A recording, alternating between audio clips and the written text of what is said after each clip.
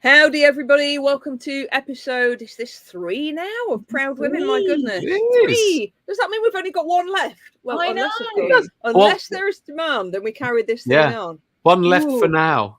One left for now.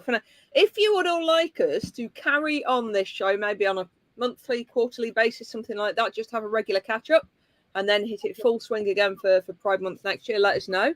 I'm sure we're all having such a whale of a time that if any of you wanted us to carry on, we might be persuaded. So we are lacking Katie B again tonight. She's got a clashing diary date. We think what she thought was hay fever is starting to be under control. We're hoping she's feeling better now.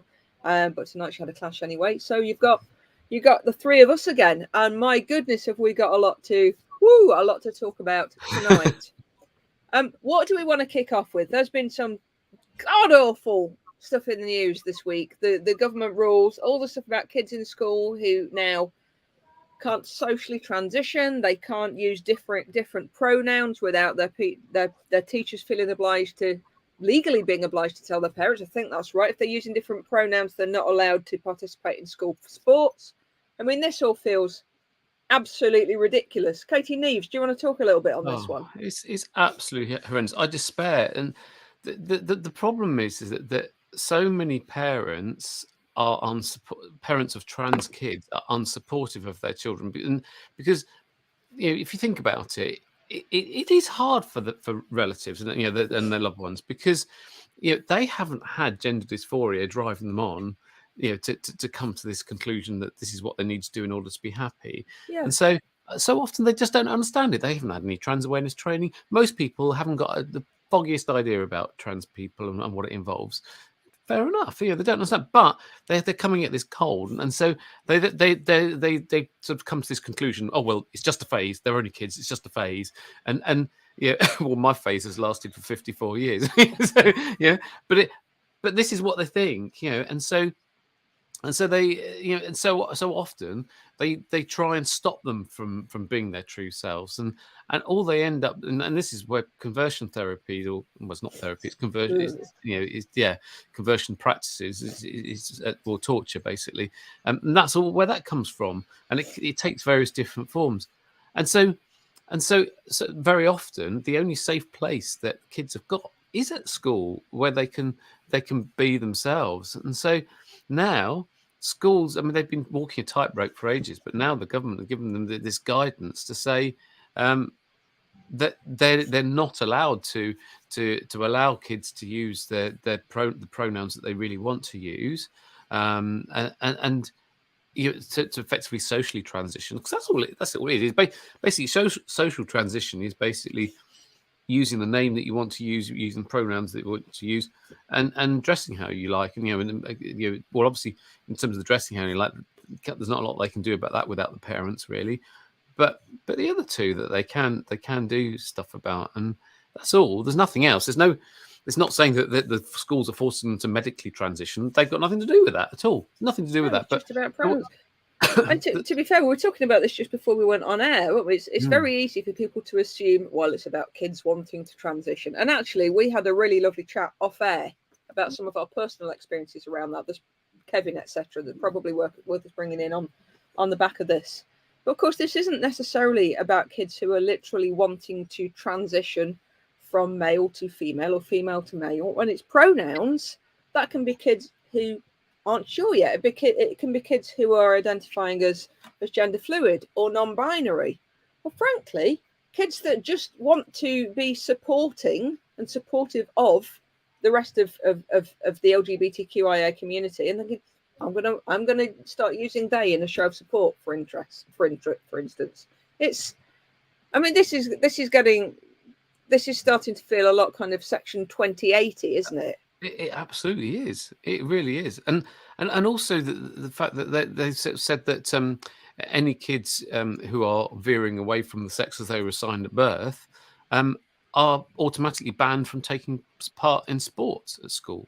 And to be clear here, when they're saying veering away from, that can be as simple as using a different pronoun. Yeah.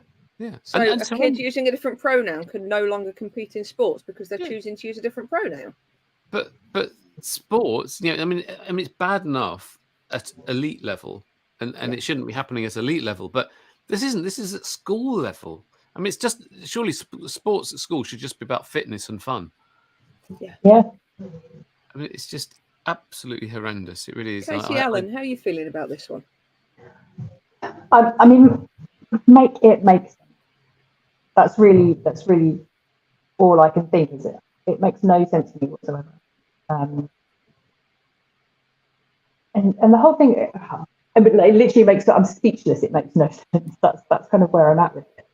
And the whole thing around not being able to play sports. I mean, come on, like, it was hard enough to get kids to participate in sport anyway, isn't it? And we're having this whole conversation around kids not getting enough exercise, kids aren't healthy enough, and we're just making rules and avenues where it's just even harder for them to participate. And it's nonsensical. I could cry. I really could. How much of this, and we'll go to Katie Neeves on this one, do you believe is coming out of this, the fear and drama and the misinformation and ignorance people have around our young people transitioning? How much of it is coming from all of that rubbish? I don't know about it's out of the fear and misinformation. I think it's come straight from government, and we're just being used as political footballs, really. That's what it is, and they're making such a big deal out of it, where most people are fine with trans people, or they don't understand us, but they're neutral on the subject and don't want to offend, and they're absolutely fine. And it's not a massive deal for most people, and yet the government's making this a massive deal, and they're pushing it's the vocal minority, isn't it? And the more the minority becomes vocal, the more in terms of the media representation they start to appear as the majority when they're not. Yeah, and they're pushing out all this misinformation and hate, and it's being amplified by the media as well. And then the trouble is, then good people who are neutral on the subject, or even who are supportive, then start to believe the stuff that they read in the Daily Mail or the Sunday Times, or all of the other list of them. I mean, it's just, or on GB News, or all the other, I mean, the whole long list. They start to believe all this stuff, and it is clearly untrue. And so that's how these things are allowed to get through, because of all the misinformation. So it doesn't start off as the misinformation. It starts off as this scheme to think, well, actually, we'll divert attention away from the rubbish job we've been doing of running the country. Just don't ask us about the state of the economy or the state of the NHS or anything like that. Don't ask us about that. Absolutely, no. Or Boris. Or the honours list. And trans children, they're such a danger. There's no way that they'd be allowed to play rounders, for goodness sake. That'd be terrible, wouldn't it? Yeah, because rounders was never a mixed race game anyway. Mixed race, mixed gender game. Oh my goodness. But hey, that'll be what comes next, right? It probably wouldn't surprise me. So, listen, given that there's so much fear going on and so much misinformation and all these conjured up, drummed up, unnecessary fear about whether kids should be able to transition, or whether it's just a phase, and kids don't know what their sexuality and their gender is at that age until they get to. None of our children know what gender they want to be until they're at least 57, and all this rubbish. And a half. We had a really fascinating chat off air last week about this, because you've got three people here, and Katie B, when you come back in, or if you want to join in on the comments when you're able, I don't know where this was for you, on where you were on the spectrum, but both Katie Allen and I were both saying that when we were growing up and we were unsure about our sexuality, we were both kind of, what should we be? Katie, do you want to tell your Kevin story? Yeah, it's not Kevin though, it's worse than that. So I distinctly remember when I was growing up, and to be very clear straight out of the gate, this is not about gender dysphoria, because I totally understand that. But I remember very vividly when I was younger, understanding and learning about the birds and the bees. And I had this horrifying realization that as a woman, at some point, my role in life, my purpose of existence, was to get married and have babies. I shit myself. I was terrified because I couldn't get my head around it. It's not having babies was not something I had even thought about. I was playing with my He-Man action figures. I wasn't the doll. And this realization that that was my purpose was absolutely terrifying. And I remember one summer holiday with my family, we went to France. In fact, I was thinking about it, I think it was actually Belgium. But for that whole week, I put my hair, I piled it up on top of my head. I had my mint green baseball cap, and I made my parents call me Keith because Keith. See, there was a K in there somewhere. Keith, Kevin's and Keith's across the world. I No, apologise. I was wondering what you were on about when you said Kevin. I was thinking, I don't remember talking about. There's clearly only one real name beginning with K. Clearly. Exactly. I mean, I should have picked Kevin, shouldn't I? But because that was the only option I could think of, was like, well, I'm so scared about what's going to happen to me and my body. Clearly, there's a mistake. I'll just be a boy. Now, it wasn't gender dysphoria. I wasn't, feeling anything that I recognised clearly the distinction. But it was that lack of understanding and education that this is the path that I'm supposed to take, and it wasn't a path I wanted. So therefore, the only option was, well, if I don't want this, I'll be something different then. And I really lent into that, and can't even begin to imagine what it might have been like to have someone sit me down at that age and say, don't worry, it's not something that you have to do. You've got a choice in it. If you don't want to get married, you don't have to. If you don't want to have kids, you don't have to. In fact, if you don't want to have sex at all, you don't have to. But none of those conversations ever took place. So I then, obviously, I got older and realised they didn't happen. But there was always that pressure from people, you'll want to eventually, you'll find the right, and, all of these things that come out, and we're so programmed that this is how life should be. That as a kid, I was utterly bewildered. And, the obvious choice for me was, I'll just be someone else. Like, this doesn't work for me. I can't be me. I'll be someone else. And how did your parents and the people around you, sorry to interrupt it, how did they respond and react at the time? Yeah, not brilliantly. Because, of course, as far as they were concerned, I was just being rather strange.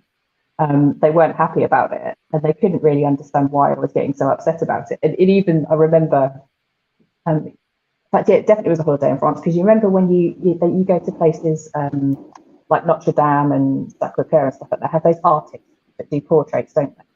And he did this amazing picture, so my mum thought, and it was very lifelike. He did his job well. But where I'd taken my baseball cap and all my hair had fallen down, and I had a face like thunder. I looked miserable as hell. So my mum took this picture, and I think this was her act of resistance. This picture was on their living room wall for years of me, totally grumpy, face like thunder, but with my hair down, as a permanent reminder of that holiday. Luckily, it's gone now.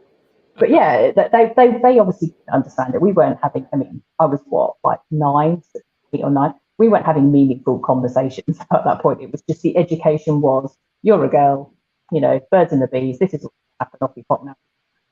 And only it could have been different. It wouldn't have taken me until I was 40 years old to figure out that asexuality, A, was a thing, and B, oh yeah, it applies to me.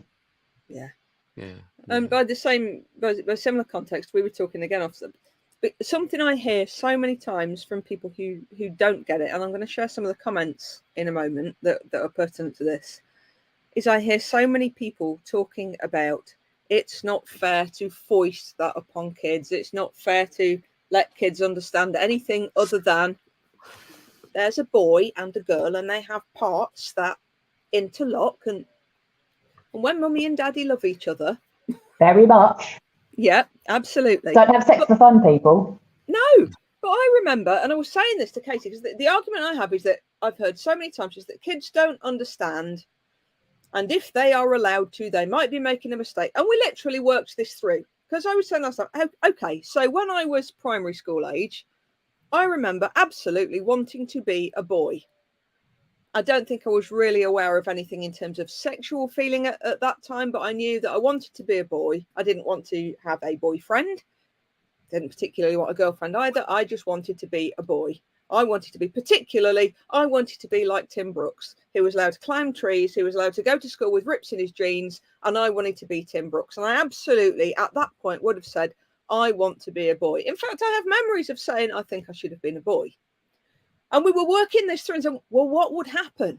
What would have happened if I'd had really woke parents and they had helped me to steer down that path? And we went through it. And Katie Neeves was saying, but well, how old were you when you realised you didn't want to be a boy? I don't know, maybe 10, 11. And as Katie said, well, nothing would have happened. You might have been allowed to explore that for a while and maybe use those pronouns, and then when you'd realised, you would have just switched back to using she, her. And that's exactly the point that I always make, because so often people say to me, you know, for instance, if a cisgender man said to me, well, you know, I don't understand, you know, it's not right, you're transing kids and stuff like that. No, you can't force someone to be trans, just as you can't force someone not to be trans. That's why conversion therapy practices, or you know, torture doesn't work. It just doesn't In the work. same way that you cannot force somebody to be gay, No. and you cannot force somebody to be straight. Exactly. I tried forcing myself to be straight for so many years. I tried forcing myself not to be trans, you know, to be cisgender, you know, but after 48 years, I couldn't do it any longer, and I had to admit it to myself. But the thing is that, you know, so when you know, a cisgender person says to me, you know, about kids, that, oh, it's too young to know, they can't possibly know by then. And I said, well, at what age did you know you were a boy? And the usual answer is, well, I've always known. And that's how it was with me. But I just fought against it. Because of what society said. The society told me that I couldn't be my true self. And this is it. And you see what you see. A lot of people have really strong opinions about trans kids, but I've never met any trans kids. When you actually meet trans kids, and I know loads of them, when you actually see them and you talk to their parents, and then their parents tell you how desperately unhappy they were before they started to socially transition, and then once they start to socially transition, which all that means is just using a different name, different pronouns, and you know, dressing differently.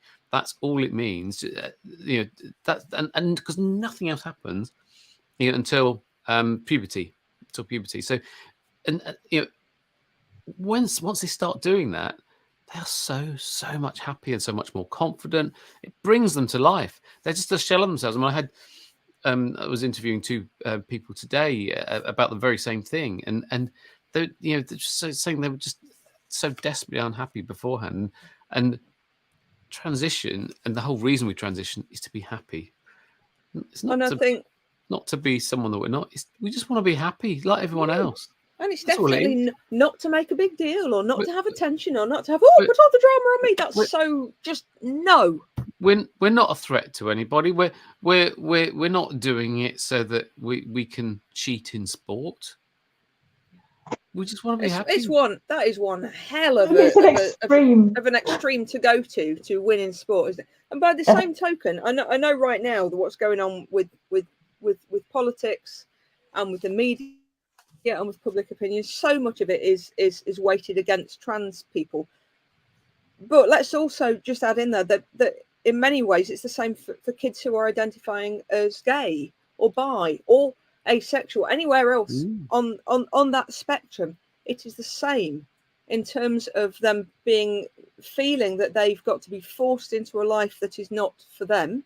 Please let's not keep calling it a lifestyle, because that implies choice, and it isn't. That term, me too. Choice. You know, that's like buying a sofa. Yeah, absolutely. I can speak from personal experience as somebody who, in hindsight, I knew I was gay from being this high in hindsight, but because of everything that had been pumped into me, and because of the stories that had been told and the rhetoric I'd been listening to, you know, I was worried I was going to grow out of that phase into my 20s, and I kept waiting for this phase to go, and it didn't. You know, I ended up being with a guy for a long time in this, and I've said this before. And this can sound so warped to people who don't get it. In many ways, I'm really grateful that the relationship I ended up in with a guy turned into an abusive one. Because if it hadn't, I might still be there dying from the inside out. That at least gave me a reason to get out, which at least then gave me a reason to reconsider where I was in life. And that's not to say that it's a good choice, obviously. I'm not saying that at all. But I'm saying that we don't condone that either. We don't. Of course not. Of course not. In no way, shape, or form. But I was losing so much of myself in that relationship, and in relationships before then. I was losing so much of myself under the weight of what everybody else wanted me to be. You know, I've talked before quite openly about suicidal ideation, about the time where I tried to check out and ended up breaking my back, and I know so much of that was linked into feeling forced into living a life that was not my own. Yeah. And it is not as simple as when people try to get people to stay into a closet. That's another thing as well. And that was levied at me so many times. Well, nobody else needs to know what goes on behind closed doors. It's nobody else's business what relationship you're in or who you're sleeping with.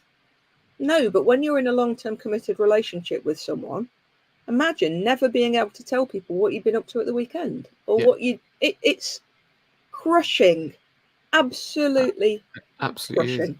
And for kids as well, they're so their parents have so much influence over them and power over them, and it's so hard for them. It really is, and we really should listen to our kids. And I often get contacted by parents of trans kids. In fact, I've got an email I've got to reply to today actually, from a parent of a 5-year-old saying that they're really concerned, they're worried, and they don't know what the best form of action is. And so what I always advise parents, because usually they haven't got a clue about this sort of thing, and say, well, just go with it and just let them explore. That's all. Just let them explore. Nothing bad will happen. And if it means that they wear different clothes and have a different name and use different pronouns for a couple of months or a couple of years, if it is just a phase, if it is, then they'll. If it is, then they'll work it out. It's just that they will have been through that phase, but they'll work out, because then they'll very, very soon realize, well, actually, no, this isn't for me. That's fine. They've explored it and they know, but they need to find that out for themselves, because nothing permanent will happen at that stage. Nothing happens like that. And until puberty, that's all it is. That's all it is. And this is, this is this is the problem. And even when they get to puberty, all it is puberty blockers, which they are totally reversible. And what happens is all they do is they delay the onset of puberty. So they delay them until 16, until then they're allowed to make choices themselves within the NHS, and so that they can then start to have cross-sex hormones if they decide to go down that route.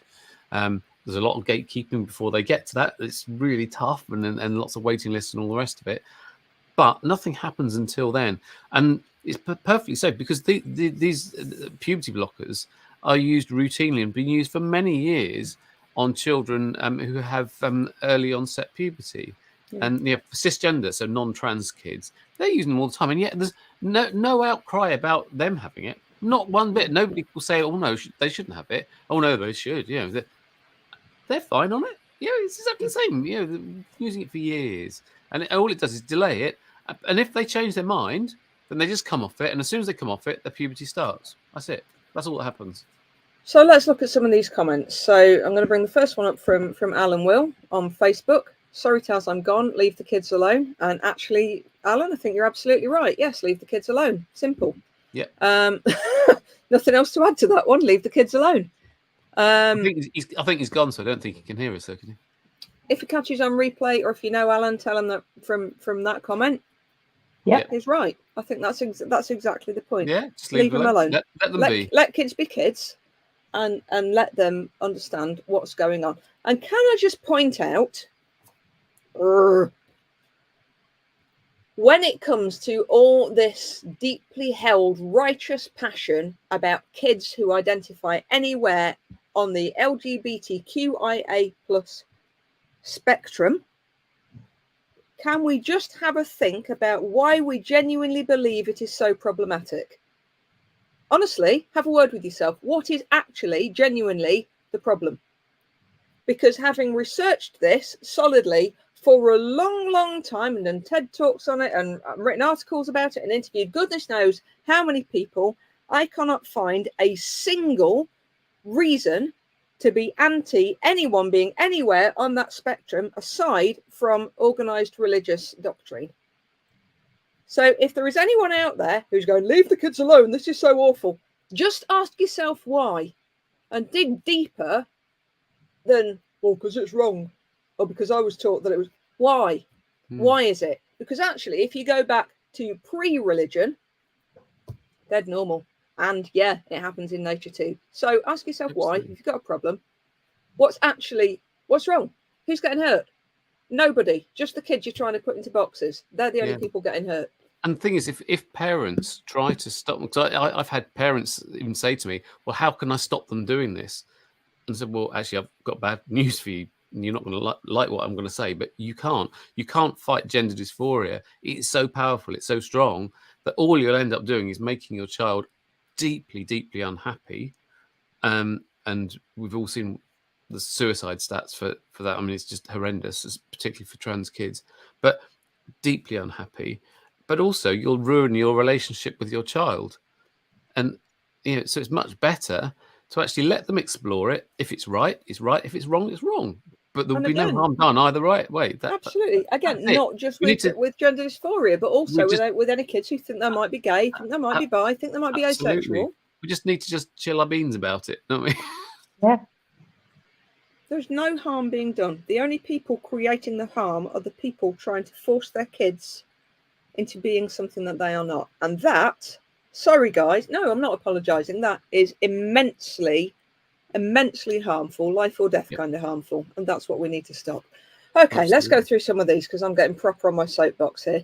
And it's hot enough already. So Louise Kernan is saying, do you think it's in schools, it's a lack of knowledge that causes the responses that you're discussing? What do we think? Is it a lack of knowledge? No. Well, the response that we were talking to was actually the guidance from the government. So schools are actually trying to do the right things, and some schools aren't. But I think the majority of schools, they want to do the right thing for the kids, and so most schools are actually doing reasonably well. And it's not there's a lot of education that needs doing in schools of the staff, the management, and of the kids. So there's an awful lot that needs doing there. But actually, what we're discussing now is a directorate from the government this week. And it's the same with Section 28. So back in the days when Section 28 was still in place, thanks Maggie, I was a journalist back then. And although I think attitudes have come on a long time since then, and although I know from some of the conversations and the interviews that I was doing that a lot of people were innately homophobic and hid behind Section 28, there were a lot of people who wanted to do good. And back then, Section 28 prevented anyone from doing anything that would be seen to promote a homosexual lifestyle. So that meant that local government councils were having to really second guess who they gave any funding to, or whether they could support any LGBTQIA support groups, for instance. It meant that schools weren't allowed to talk about the fact that some kids have two daddies, some kids have two mummies, etc., etc. They couldn't have books in libraries either, could they, about it? No. Another government edict, and we've got the same happening again. So sometimes, but this isn't about the schools, is it? It's about what the schools are being told they have to do. Yeah. I would also add as well that a lot of the teachers that are in my friend circles care immensely about their classes. And you are right, they're desperately wanting to do the right thing. Yeah. And their lives are just made so difficult when all of this is going on. And actually all they want to do is care about the students. And how often do we hear about there being a need for more good teachers? And so many teaching staff I know have ended up leaving teaching because they have felt that they just can't teach and they just can't do what's best for the kids. So here we are with another ridiculous government edict that is going to put so many good teachers in a really difficult place and potentially just further worsen the situation with a lack of teachers. You're just going to force more good teachers out of their jobs because they will feel that they cannot in all good conscience support the kids they're there to serve. Yeah, it's pure bigotry and transphobia. That's all it is. Yeah, 100%. Louise, again, we could do with some lived experience training, much like the Oliver McGowan autism training. Yeah, but that's not going to be allowed now, is it? No, and that's it. The exact opposite will happen. Yeah. Lived experience is so powerful. When all three of us do this, when we tell our stories, people really get it then. That's when they get it, because so often, like certainly in my case, people haven't knowingly met a trans person. They will have met loads, but often they won't have known that they were trans. But to actually have the chance to listen to our stories and realize that I didn't choose to be trans. No one does. It usually involves a lot of loss, pain, and heartache, and dealing with prejudice and bigotry along the way. No one chooses to be trans. The only choice you have is whether you do anything about it or not. It's a choice of being happy or not. And people realise that when they actually hear the story and you actually tell them that. So powerful. So yeah, lived experience all the way. And I'd echo that exactly. I didn't. Sorry, Katie, go on. No, I was just going to say lived experience for multiple people as well, because yes, you know, there is no one trans person is a monolith. You know, no one asexual person, no one gay person. It's just speak to many people, because I mean, I think we're all familiar with Jasmine Benoit, who is a fantastic speaker about asexuality. Yeah. Oh, Yasmin's great. Yeah, actually, well, amazing. But her experience could not be any further from my experience. So you know, you need to hear multiple experiences to understand. At the heart of it all, we are also all just people, and we all have all of our other experiences that go with it. And again, for those who are going on about it being attention and drama and the same old rhetoric that gets churned out time and time again, can't imagine anybody actively choosing to be gay, to be trans, to be asexual, to be bi. I wouldn't have chosen to be a lesbian and to risk losing my family and losing my loved ones and to feel so much conflict and inner turmoil and to risk being marginalised and outcast. I'm so glad that at least with the younger generations, that seems to be less of an issue.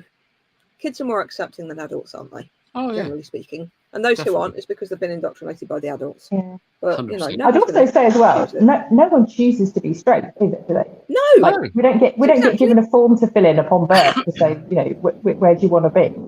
Like, they're not handed out like tokens. How do you know? How do you know you're asexual, Katie? How can you be sure? Are you sure you haven't just met the right man or woman yet? No, man. If I hear, it's got to be a man. Yeah, exactly. But that's it. The amount of times you hear that, wow, it'll be different when you meet the right person. No, thank you very much. I have the right person. He's incredible. Yeah. It has nothing to do with it. And for the record, no, I am not gay because I was in an abusive relationship with a man. No, it does not work that way. No. No. Anyway, comments. Yeah. Let's carry on. So, Cheryl, parents also have to figure it out and accept their children for who they are, as well as the judgment they get from other parents and their parents, told by everyone how they would deal with it. Yeah, 100%. Yeah. Again, I was interviewing parents of a trans child today, and I mean, parents of trans kids come in for an awful lot of abuse, and you know, just as much as as trans women, because it tends to be trans women get an awful lot, but parents of trans kids as well, and they get called groomers and abusers, and they say, it's horrendous. It's absolutely horrendous. Can we stop treating parents of trans kids and gay kids and any other on this spectrum kids like they have Munchausen's by proxy? Can we just stop? Because no, I'm just going to say no a lot. I'm just going to wave my arms about and say no a lot. And usually with parents of trans kids, they're on this journey, and that they start off usually not accepting it and thinking it's just a phase, and then they start to sort of rail against it and try to stop it, and before they get to a point that they realize that, actually no, this is who they really are, and this is really what they need to be happy, and then they become supportive. Not all do, but very often this is the sort of journey that they come on. And so it's not as if they're coming straight from right from the start, sort of saying, "Oh yes, that's it. They've said it. That's it. We're going to this. We're straight off to the gender clinic." It doesn't happen like that anyway. You get years of waiting lists, so it doesn't happen like that anyway. And again, let's work it back. Nothing happens fast. No, let's work that back though. Why do the parents have an issue with it? Because they've been trained to. Why did their parents have an issue with it? Because they've been trained to. Why did it? And it all filters all the way through. There is no good reason. Nope. Fiona Scott is dropping in. Hello, Fee. Ellen. Hi, now, let's have some comments from Ellen. Now, Ellen is one of my clients, awesome lady, who is a parent of a trans child. I know her son. He's an awesome young man. Having had a conversation with Casey over the weekend, it's usually people who have children who come out as trans and they're feeling their child has been forced into it. It's so sad. Yeah, that's something we hear a lot, isn't it? Yep, it is. It is. Cheryl's saying there still are beautiful, unique children. Yeah. And when you see that their gender being affirmed, and you see how happy they are, it is a beautiful thing to see, and this should be celebrated. It is a fantastic thing. I know some amazing trans kids, and they are brilliant. They're absolutely brilliant. And the thing is, they're just ordinary kids, just doing what kids do, just enjoying themselves and exploring life, and it's fantastic to see. And we should celebrate that and just let them be. Kids being. And that's the thing. Kids are brilliant, right? They are. They literally are the future. Yeah. Let's get on just with like it. Garlic bread. Excellent. Okay. As long as I'm not being asked to squeeze any out. You didn't get that reference, did you? I missed that completely. That went right over my head. Go on, explain it to me in Janet and John speak. It was a Peter Kay quote, wasn't it? About garlic bread. It's the future. Garlic bread. Yeah, I'm with you now. I'm not a massive Peter Kay fan. Sorry, everybody. I know that's more shocking than any of this, isn't it? Not being a massive Peter Kay fan. Oh my God, I'm Peter wrong. Kay. Nah, you're not alone. I don't not like him. I just wouldn't. Sarah Millican, she's the way forward. Okay. Susie is after me. Yeah, she's amazing too. Yeah. Right then. Room for all of them. There is definitely. Celebrate diversity in comedians. Absolutely. It's about acceptance. These kids are the same inside as they were before they came out. Now, this one's really interesting. I'm just going to pop a comment up from Ellen. We were having a brief chat in one of our groups about this. Casey went to an anti-trans rally in Lincoln over the weekend. It was apparently to do with Primark supporting Pride Month. Total 8 anti-trans were there, and the rest were supporting the LGBT community. There were a couple of hundred people who turned up to support LGBTQIA community, and only a handful of the anti-trans people turned up. And of course, this is to do with Primark's Pride range. But what courage it shows for a teenage trans lad to show up at an anti-trans rally and for everyone doing that.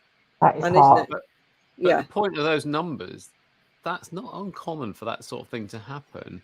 And, because, yes, there are lots of these anti-trans hate groups, but it's all the same people that are in them. They just join all of them. And when you see the numbers, the tiny in comparison, and yet they're giving so much airtime and so much prominence in politics as well.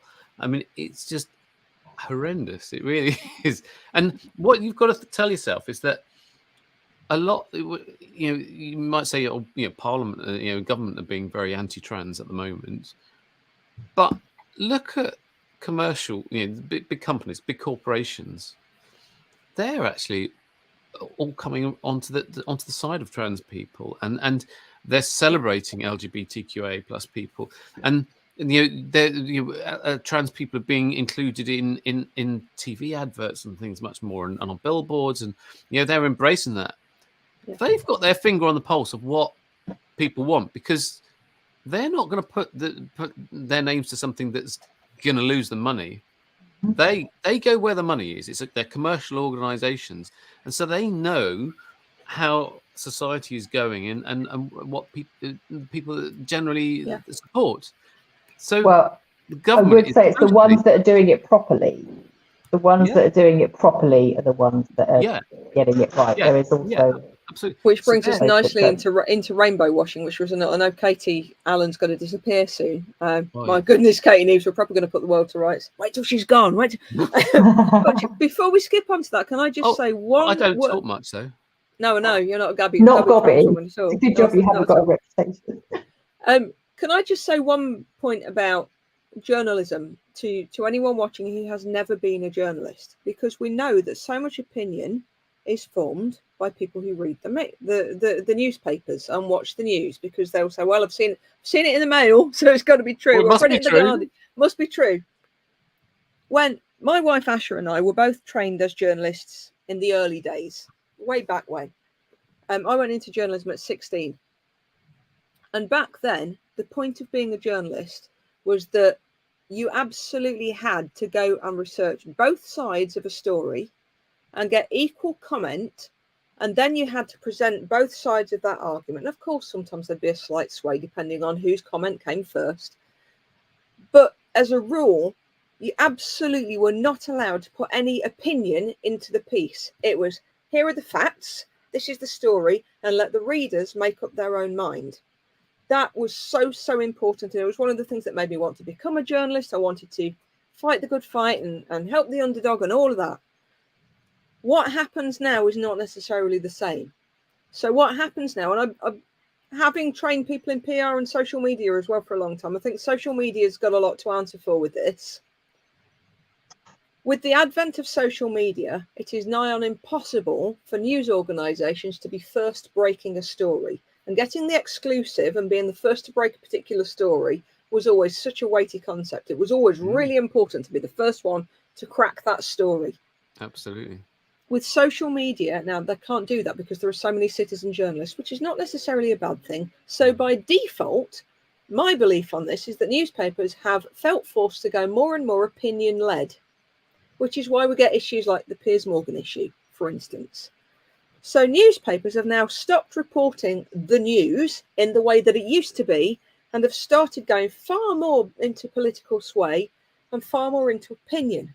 We also need to remember that a lot of journalists now are not sitting in an office at a desk. They are freelance and writing for many publications. And the freelance journalists are often the ones who are pitching the stories to the editors. So what we need to understand now, and I've seen this happening, let's say that anti-trans journalists, or let's gender critical, anti-trans journalist wants to write a story that pushes some rubbish about the amount of people who want to detransition. They will literally go out and say, I am looking for somebody who transitioned and then regretted it and detransitioned. They are literally looking and going out there searching for the needle in the haystack. Yep. They will then report that story, and because it's still a good story, that story will appear in the national newspapers. Sometimes it tends to be more nationals than the locals. You tend to find the local journalists tend to have some of those old school morals still. And what happens then is people read the newspaper and assume that because it's in the newspaper, it is the majority opinion and it is the majority problem or issue. It isn't. So please, please, please, there are still some bloody cracking journalists out there. I've got lots of friends who are journalists. I know a lot of them. You know, I still write for some things. Fee, who was on here earlier, is one of the good ones. Me but we too. need to My remember, background's in press photography, and so of course. Same. So we need to remember that when we see something appearing in a newspaper, it doesn't necessarily mean it's a big story and it's what happened and it's the majority issue. It means that very often there's a freelance feature writing journalist out there with a bee in their bonnet who will set out to find the pieces to fit the jigsaw that they have molded and then sell it in as a story. Yep. It's not the same as the old days when the editors usually would say, this story's breaking, go and get all the sides and then report it factually. It doesn't work that way anymore. So please bear that in mind if you're being caught on whatever happens in the media, therefore it has to be true. In the same way that so many people who love Boris will say, well, he can't be lying and cheating because the newspapers would have reported it by now. Let's just leave that there. That went well, didn't it? Okay, we've got a couple of comments now. Oh, Katie, you got to go. We're going to have a few minutes of ranting about rainbow washing, so please come back into the comments. Come back into the comments. I will. Have a fantastic session. Lots of love. See you on the next one. Take care, Katie. See you soon. Bye. So Asher from Best Style Healing, so true, Taz. Well said. What happened to impartiality? Yeah, that's my wife, Asher. She was also trained as a journalist. So the Katie and Taz and Asher are now the former press show, so we can tell you how it should have been, how it used to be, how arguably it should still be. People who now say journalists are people sharing their opinions. No, that's not journalism. That is not journalism. No. That's an opinion column. It's not true journalism. Absolutely, yeah. Ellen, people often detransition because of pressure from outside. 100%. I mean, of course, there will be some people who detransition, but the level of regret for people who transition is far lower than the level of regret for people who have hip operations, hip replacement operations. There's some stats for you people. And the main reason that some people, very few people, because there's so much gatekeeping that goes on before that actually people do transition anyway. But the main reason why people transition is by pressure on them by others, and it's usually within their families. That's the usual thing. But crucially, the main outcome of detransition is retransition. Say that again, Katie. The main outcome. outcome of detransition is retransition. Did you just So say the main outcome of detransition is retransition? yes, I did, because what happened is that they detransition because of the pressure put on them by others, and they try to live as they think others want them to be, and they might do for a little while, but all of a sudden then they find actually no, they really can't. This isn't the real selves. And I've lost count of the number of people who've told me, the other trans people have said to me, oh well, I tried transitioning 10 years ago, but then I stopped because of the pressure put on me, but I didn't want to lose my family or whatever those reasons. And I wasted all those years. I wish I'd gone through with it then, but they didn't. They stopped, and then they started again. It's so common. It really is. And let's also spare a thought for those people who do attempt to live their true selves, and then for whatever reason they pass away, and their families bury them under their dead name.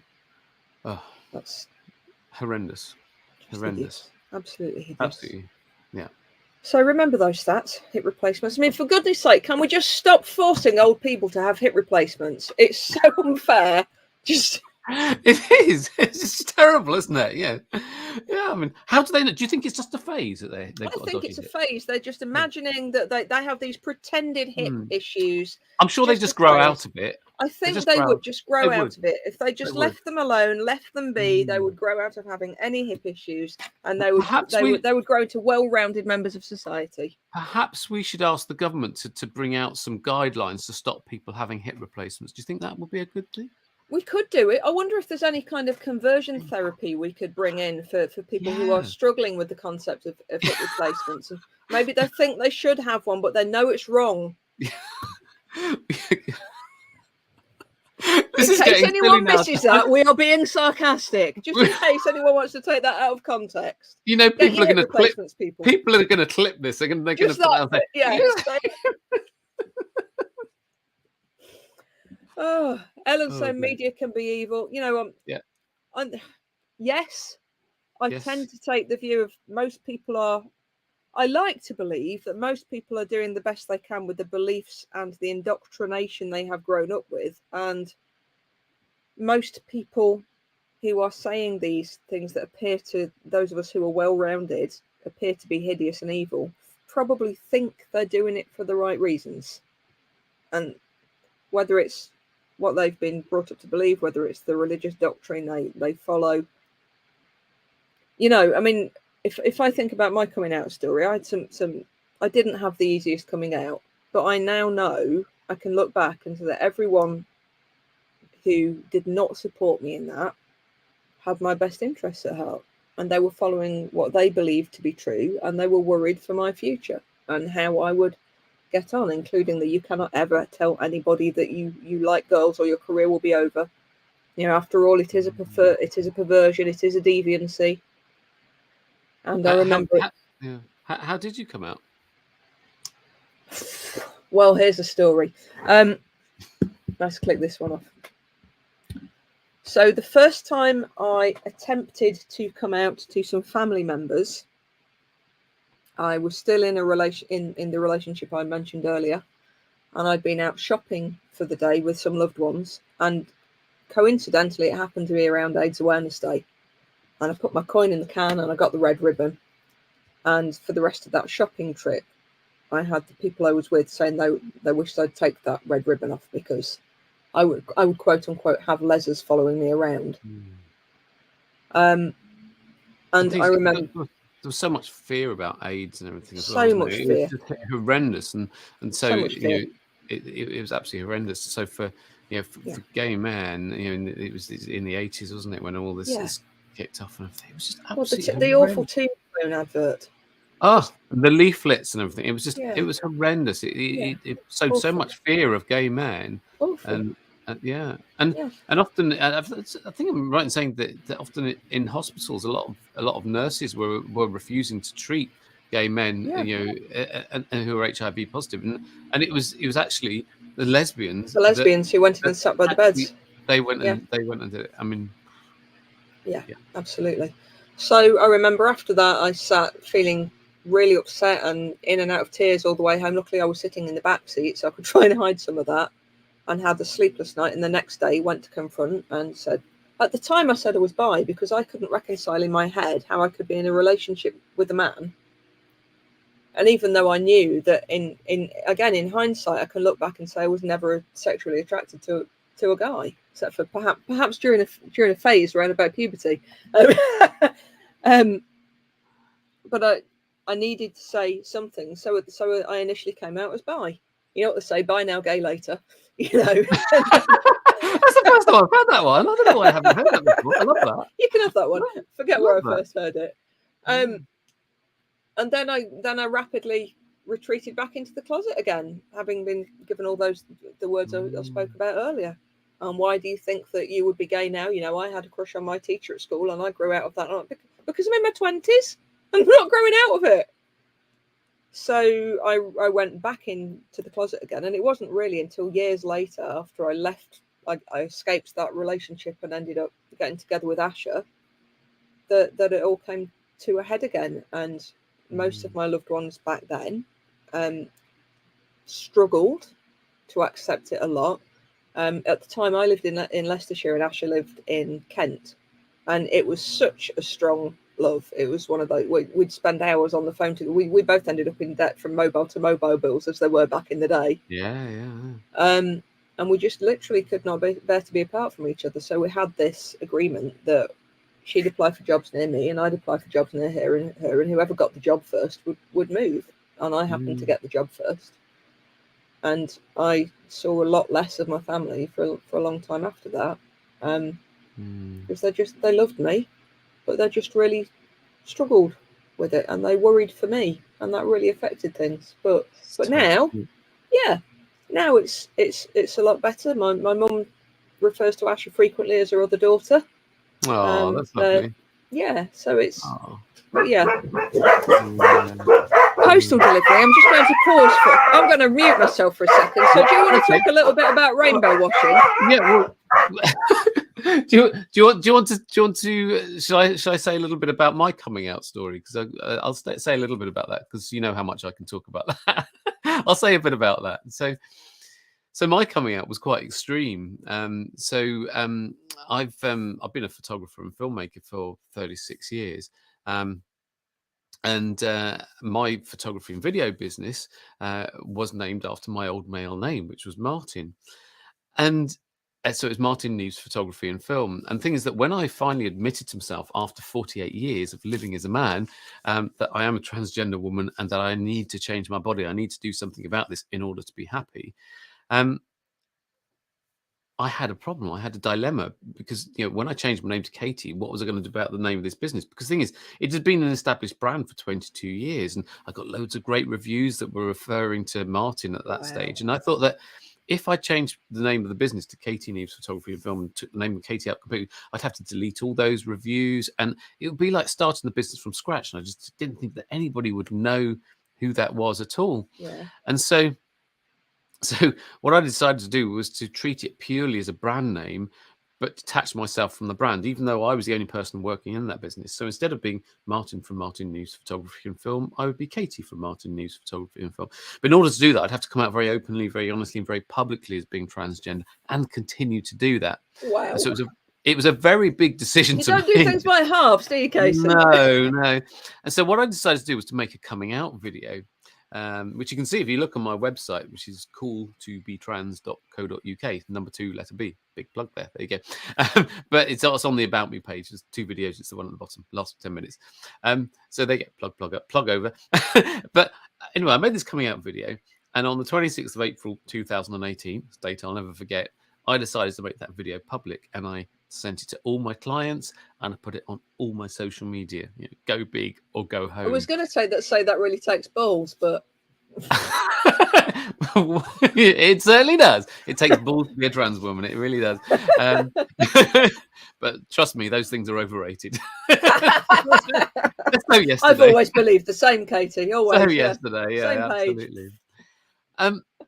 But anyway, I remember now my finger nervously hovering over the mouse, knowing that as soon as I make that click to make the video live, my life would never be the same again. Now, I clicked the mouse and I waited. But then I had to go on a job. But mine wasn't on the job at all. I took the photos as quickly as I could, but I couldn't wait to get back to see what was happening on Facebook, because that was the first one that I put it on. And I was so frightened what the reaction would be, because I was self-employed. Yeah, I wasn't protected by any anti-discrimination laws. In employment laws, I wasn't protected by that. If my clients had an issue with my being trans, then the phone would stop ringing and I'd lose all my income, my clients, everything. Can't begin to impress on you how worried I was and what a risk it was. But I needn't have worried, because when I got back, I was inundated with hundreds of messages of support. It was amazing. I felt so loved. I didn't do any work for 3 whole days because I was so Every time you tell this story, I choke a little bit. It's just not a dry seat in the house. No. so yeah, it was amazing. I didn't do any work for 3 whole days because I was just inundated with all these lovely messages, and as well as lovely messages from my friends and from clients, I had lovely messages from other trans people who'd seen it, who said that I'd helped them, and they thanked me for what I said. And so coming out went from being something that I was absolutely dreading to being one of the most uplifting experiences of my life. Second only to the birth of my daughter. It was right up there. It was absolutely amazing.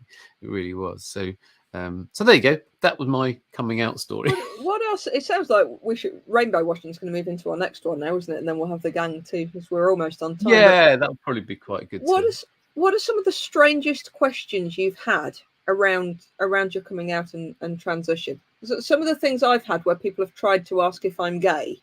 I mean, somebody once asked me if I was a member of the Eddie Stobart fan club. I went, what? No. And that was apparently her way of asking if I was a lesbian. So, what? Yeah. Oh, no. Wow. No, I mean, I've had a lot of people assumed that, when I came out as being trans, assumed that then I would all of a sudden start being attracted to women, to men. Men. But that's bizarre. Sexuality and gender are two completely separate entities. This is where people get confused over the sexuality and gender thing again, though, isn't it? In my case, I've always been attracted to women, and I still am. It's been one of the constants in my life. It's just the labels changed. So previously I was labelled as a heterosexual man. Now I'm labelled as a lesbian. Feels no different to me. I'm just attracted to women. That's still fancying the same people. Exactly. That's all there is to it. Yeah.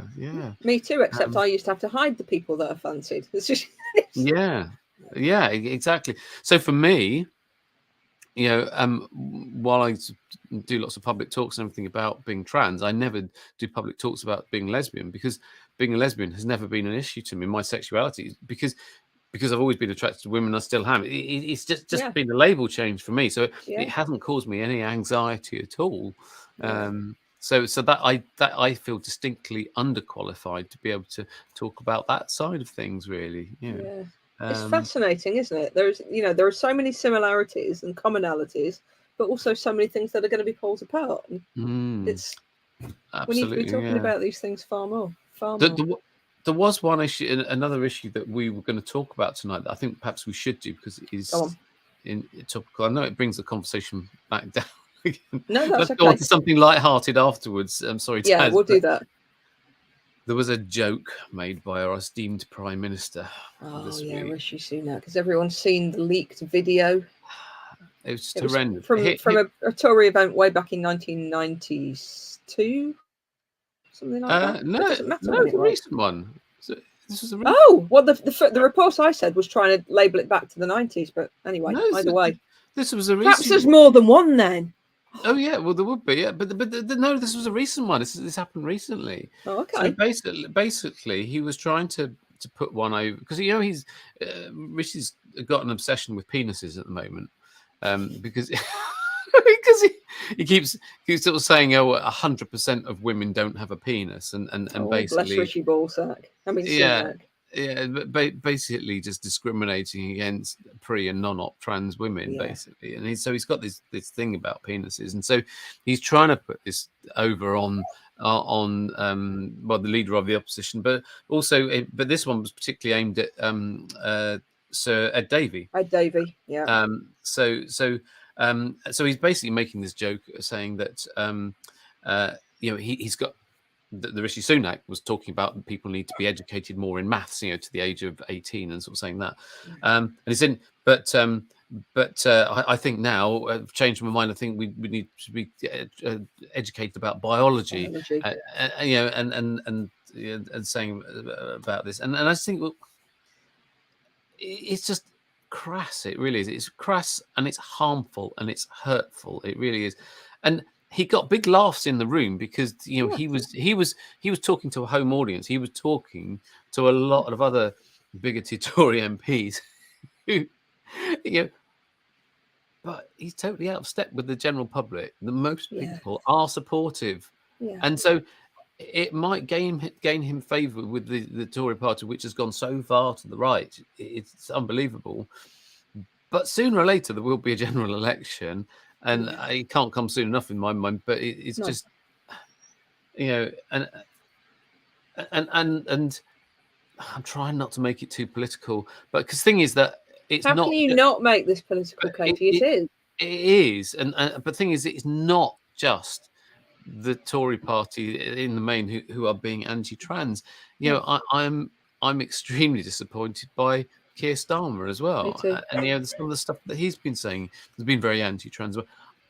I hope that the reason why he's been saying it is that he's just trying to sort of stay on the fence and not say anything too controversial because he doesn't want to get dragged into it. And in some ways that does a favour because that diffuses the situation a bit. But Rishi Sunak he's like a dog with a bone. He keeps going on and on about it. He keeps banging on about penises, but it's just as a smoke screen to stop us looking at things like the cost of living and interest rates and the state of the NHS and all that stuff that people really care about. So I do fear that we are going to hear more about this, especially on the run up to the election. It's still quite a long way to go until the election because there's no way, looking at the polls, that he's going to go to the polls anytime soon. No way. That's a fascinating point, though, isn't it? Because the first report where I read about that and watched the video was definitely trying to place it as an old video. So this is that new as well. Yeah. Well, I couldn't understand how there'd been such a time lag with him because he's not that old. No. But it was, but watch for that as well, because that for me smacks of perhaps a bit of Chinese whispers to try and discredit it and try and say, oh, well, he's changed his mind since then. Blah, blah, blah. No, this was absolutely a recent one. Yeah, absolutely. Yeah. So I just felt we needed to talk about that because it has been in the news and it's topical. And so it brought the conversation down a bit. No, it didn't. It brings the conversation back to what we need to be very, very aware of. That there are agendas out there for whatever reason, and again, I still cannot think of any conceivable reason beyond religious doctrine. No, and this is why we still need Pride, and why Pride is a protest.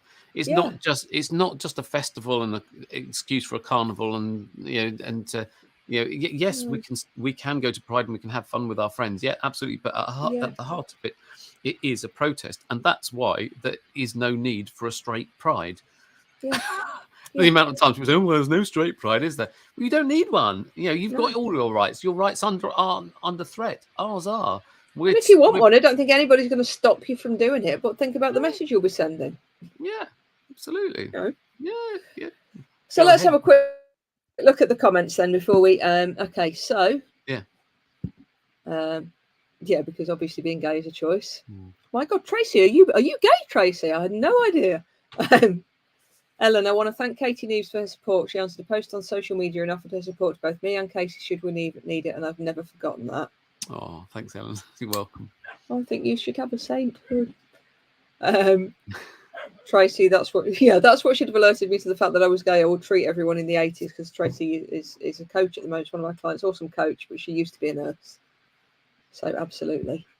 And I think Tracy missed the first part of the broadcast where we were talking about exactly this. But go back and watch it from the start, Tracy, because absolutely.